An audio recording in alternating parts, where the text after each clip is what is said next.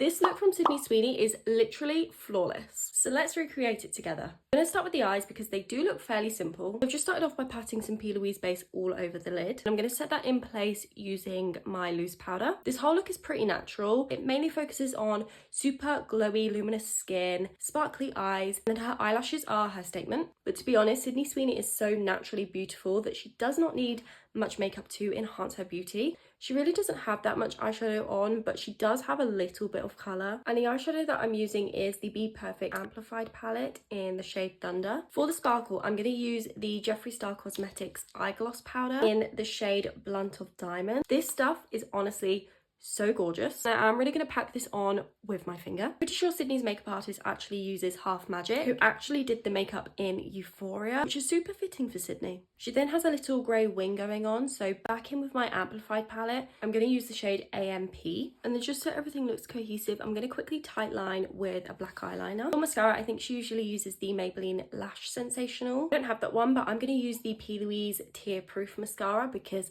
I love this stuff. Okay, so onto the base. Sydney then uses a blurring primer on her T-zone. So I'm using the Huda Beauty Easy Blur Primer. Can I just say, by the way, I'm also going off of Sydney Sweeney's Vogue makeup tutorial. Though I'm recreating the makeup artist's makeup, I don't actually know the specific products her makeup artist uses. So I'm kind of combining the two. So when I say the makeup that she typically uses, I'm going off of Sydney's Vogue makeup tutorial. She then goes in with a glowy foundation. I believe her makeup artist used Armani Luminous Silk Foundation. However, I've used the Wet n Wild Photo Focus Luminous Foundation. This is currently not my shade because I have fake tans, but don't worry because we are going to bronze it up. For bronzer, I'm going to use the Collection Cream Bronzer. I absolutely love the finish of this bronzer. So for concealer, she uses the Armani Luminous Silk Concealer. I'm going to use the e.l.f. Camo Concealer. And again, blend with a sponge. I think I'm going to then use my NARS Afterglow Liquid Blush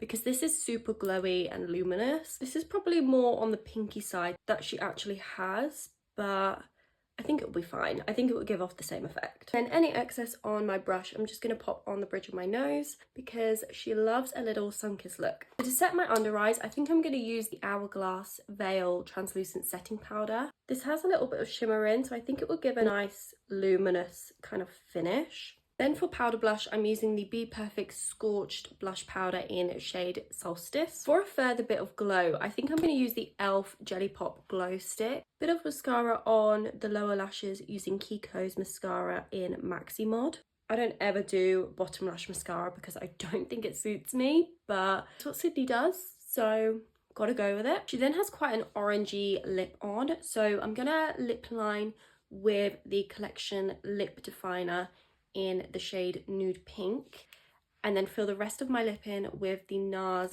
lip pencil in the shade Take Me Home. And this is the final look. I really love how this turned out. I do love a super glowy, luminous makeup look. Let me know how you think I did, and also let me know what other celebrity makeup recreations I should do next.